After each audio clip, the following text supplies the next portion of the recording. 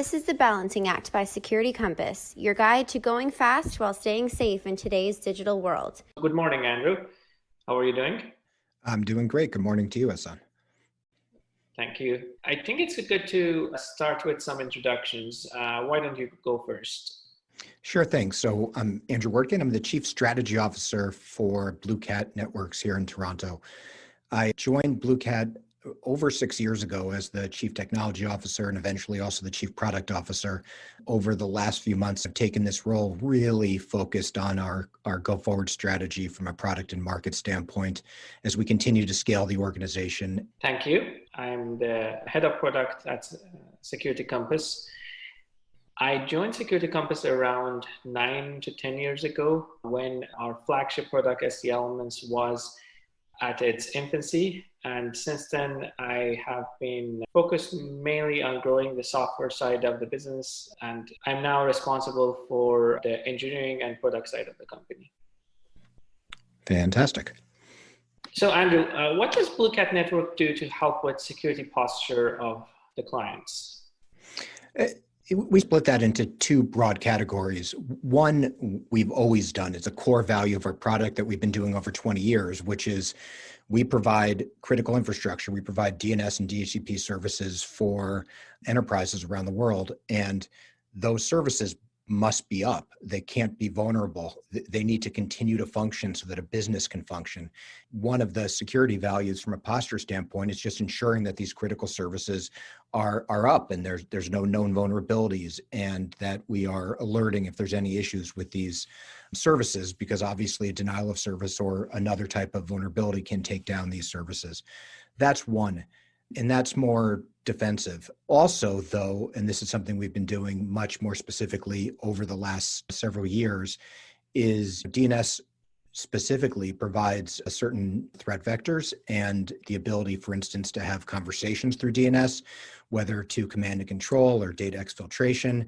And so we have active strategies to spot and block that sort of traffic. And then the corollary to that is DNS services can provide DNS firewalls, and we've done that for quite some time, including providing some threat intelligence, but allowing our customers to supplement with their own threat intelligence. But that's a world of what's known to be bad. And if it's known to be bad, DNS is a very effective and efficient way to sort of stop that communication. If you can't look up the address, then it stops there.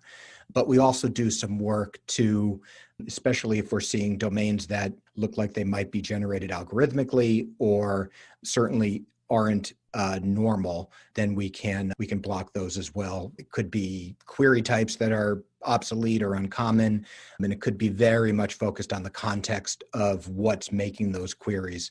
So taking DNS from what I've always called it, which is a bit of a chump, it sits there trying to answer every question as quickly as it can and doesn't really actually care what the question is. It just tries to answer it, and replace that with something that is much more context specific so that we can evaluate the question and determine if it's an appropriate question.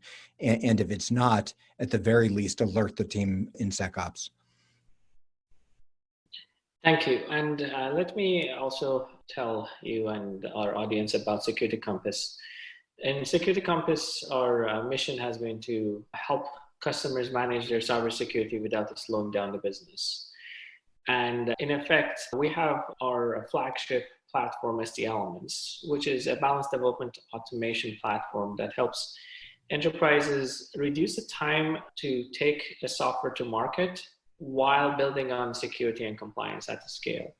Basically, the focus is that normally enterprises, specifically the regulated industries, have a lot of processes around the software development practice that to ensure that whatever they make is secure at the end, and that those processes usually slows things down. When it comes to competition and taking the software out, a lot of enterprises are moving to agile, but those processes get in the way.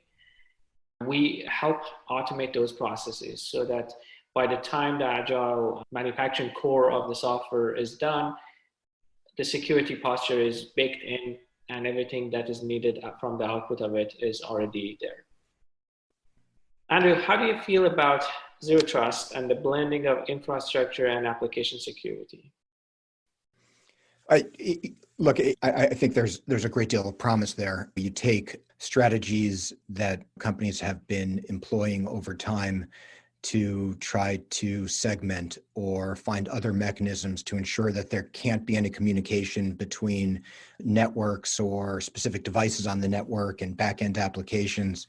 And it's you're doing that at the wrong level. If we can bring that up to the application level and facilitate network connectivity, if that device and that user who we trust for a variety of reasons is allowed to access that application. So it provides this higher level construct. And I think that's quite promising because it's very difficult over time to understand why lower level rules were even written in the first place and with too many exceptions. And that becomes a bear to manage. So brings it up to that level of the application, which makes a lot of sense. And we see that broadly. We see the combination of network and network security. And now we're bringing application in there as well, which at some level is the determining factor. Are you allowed to access this application? And if so, then the network and network security should facilitate that. And if not, then you shouldn't even be able to touch it. And so it brings it to that higher level construct, which I think is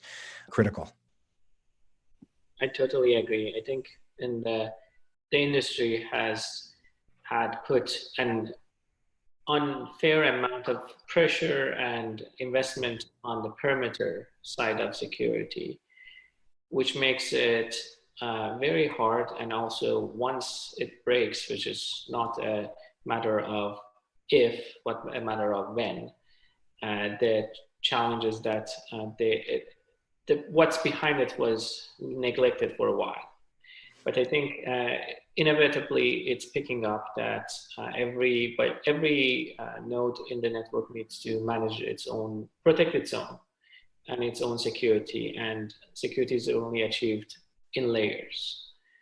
We have been seeing a lot of our clients in Security Compass putting more emphasis on making sure that each of the systems inside the network are secure, as if there's no reliance on the network perimeter.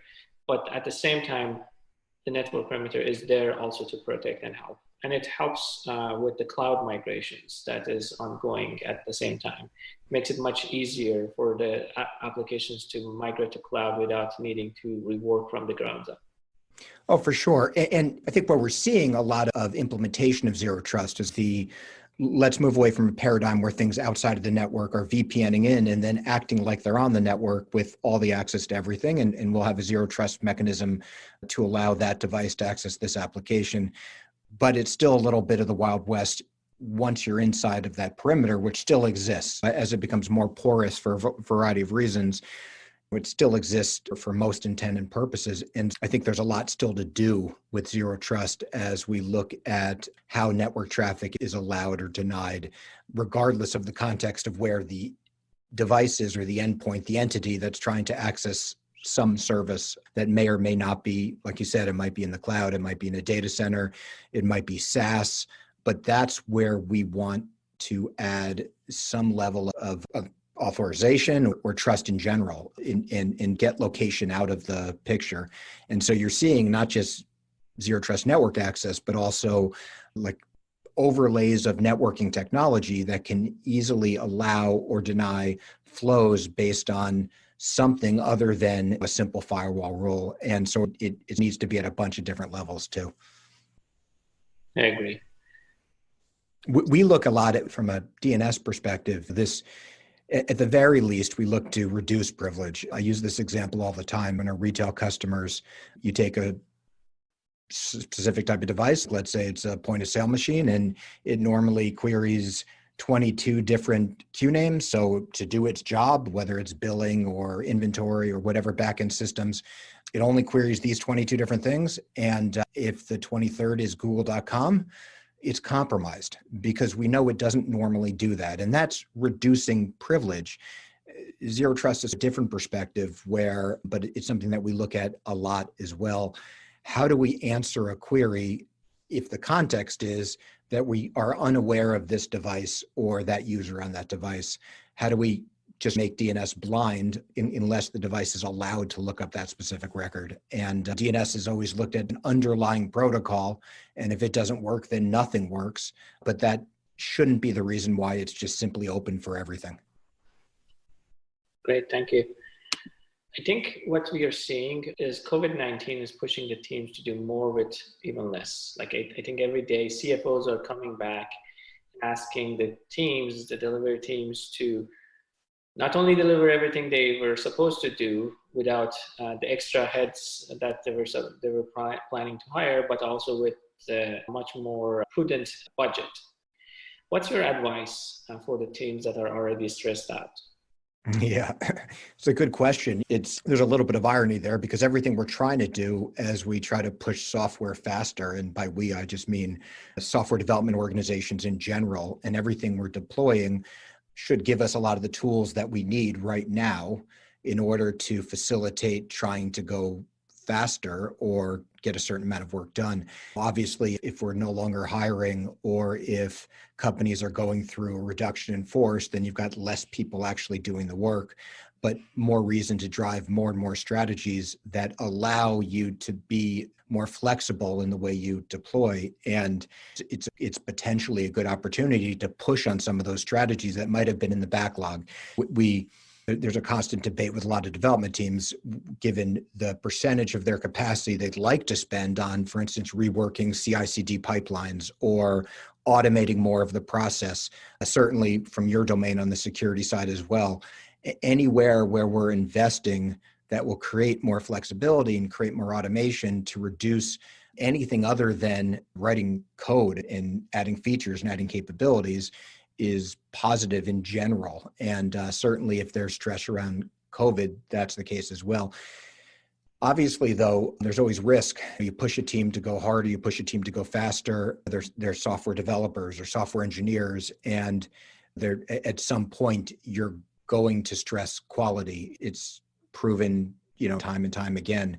Push too hard, try to drive too much too quickly, quality will falter, and quality could mean whether or not this feature is meeting customers' requirements, but it also could mean whether or not we've introduced vulnerabilities that we didn't know about or could have known about, or taking other shortcuts that basically create a system that isn't secure. And there's pushback that's necessary from those development teams. Developers in general want to produce quality code. They want to produce quality products. And it's a very frustrating experience when they're asked, and certainly when I was asked in my past, to try to deliver something in a shorter time frame where you're already working as hard as you possibly can. And so you're basically being asked to throw quality out the window. And it's a very good way to take your development team and really create a poor engagement with them. Thank you. Are you seeing, do you get asked those sorts of questions from your customers or others from an advice standpoint? Sometimes we do. The interesting thing we are observing from our customers is that the easiest solution to cutting things is to cut the continuous improvement projects. Those feel more like the optional things. But at the same time, what we are seeing is that the most successful clients of ours are really fighting to keep those and to even sometimes go faster and invest in there, but in an incremental way. They cut the scope of it so that rather than going broad to the entire enterprise, they'll start line of business by line of business. But this automating things earlier helps them get ahead of things faster. Without that, I think those are the ones that have seen this happen, where you just pile up more and more tech debt and process debt, where you are doing a lot of things manually and you don't invest the time to automate these. Then at the tail end of this kind of a pressured time, you end up with more things you can handle. Yeah, and I think to counteract that, and that's always the debate, right? That stuff looks optional. Let's get the features done, rework this backend stuff afterwards. And I think development teams need to do more to justify that work. And oftentimes that means putting some numbers down. We're going to do this, and here's going to be the impact.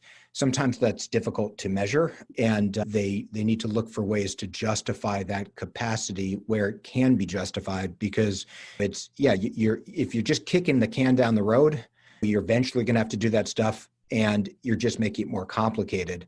And if you can put that into business terms and provide some real guidance in terms of what we're going to save or how much more capacity we'll have based on doing this, then it's easier to justify. But I think management gets frustrated at some point because it seems like there's always some rework to do. I agree. I think critical asset is for engineering teams to be able to communicate in the business terms the benefit of these continuous improvement projects. Absolutely. It's key. The complexity of the technology is increasing every day, and it's accelerating. There are more and more new technologies every day, and there's also more regulatory pressure on the enterprises. With the adoption of the IoT, the surface is also increasing. How do you see enterprises reacting here? And what kind of enterprises have you seen to have had better success adopting to these changes? Yeah, no, it's the things that are coming on the network now. Obviously, many of them wouldn't have been allowed before, and they can't have an agent. I can't patch them. I can't log into them. They don't meet my specific security requirements or policies from the past. How do I deal with these now? And then those are the entities on, but also the tools that people want to use. There's more and more tools, whether those tools are development tools, whether they're new libraries, new source, code languages people want to use, new database technology, cloud-based services. So how does an enterprise actually assess those and make sure that they meet their requirements from a security standpoint? So a couple points there. One is, I think it's often a mistake to jump on the bandwagon of every new technology that comes out. And they often look cool. They're coming out, as you said, faster and faster, but they're also cycling faster and faster. So, that operating system you chose to launch your containers on was acquired by so-and-so, and they've end-of-lifed it, and it just creates more work. And we've certainly had situations like that as well. So I think there needs to be some care in that adoption. But I think the companies, at least the enterprises I work, those that are dealing with it the best, have adjusted their processes in terms of how they assess this new technology, not just so they can do the assessments faster, but change them fundamentally, because they weren't fast enough. And if you can't assess quickly whether or not whether they're endpoints or new services, whether or not they're going to meet your posture, whether or not they are going to mature with you, whether or not they're the right thing to implement right now, if you don't have a new framework in order to assess those, then you're not going to be able to keep up, or you're going to always say no. And frankly, the business is just going to go around you. And the same end result needs to occur, which is there are risks with this new thing. Here are the risks. Here's the ones we're particularly concerned about. Here's how we think you should mitigate it. And if you don't mitigate it, then that's a business decision, but you need to know what the risks are. And that just needs to happen faster. And so I've seen enterprises starting to innovate on how they can best qualify whether or not these technologies should be used.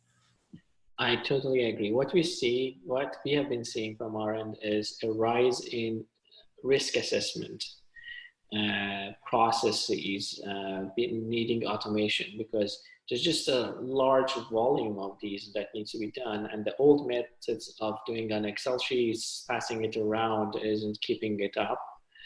And I see more and more of the risk departments becoming savvier with technology, because in the old times, a lot of risk was coming from financial side, and like that GRC practices didn't double click on the technology side of the enterprise much.